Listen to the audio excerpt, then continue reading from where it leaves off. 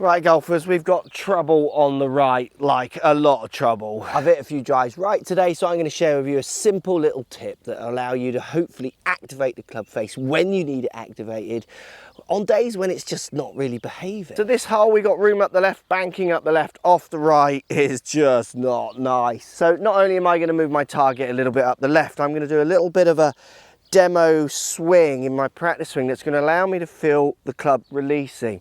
And it's so simple. It's a trail hand idea where I'm just going to try and let the club overtake my hand and get the shaft of the club shooting up my right arm here. And the way I'm going to do that is I'm just going to take my lead hand and I'm going to just stop the butt end of the club. You can hold down the handle if you want. I just had my trail hand in its normal position, but if you want more leeway, you could come down just onto the shaft, and you're literally going to, with your lead hand, as the club just comes down, you're just making little half swings.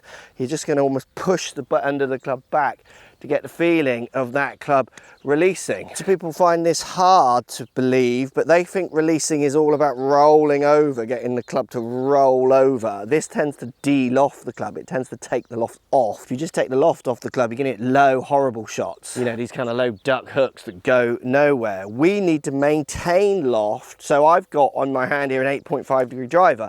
When I hit the ball, I'm delivering like 12, 13 degrees of loft. So I'm maintaining, adding, in fact, loft with my angle of attack, so what have you.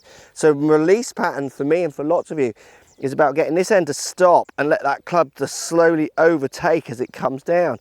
Getting that club, that feeling of overtaking, just little half swings by stalling that grip end and then trying to feel that actually in an action with both hands on, this feeling that club take over.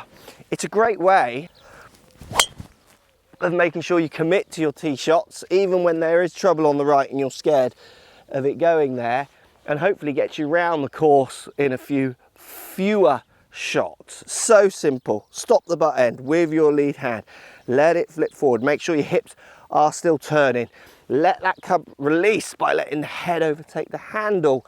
You're going to hit more fairways, and if you want to hit more fairways by striking it better with your driver, this video here is helping so many golfers.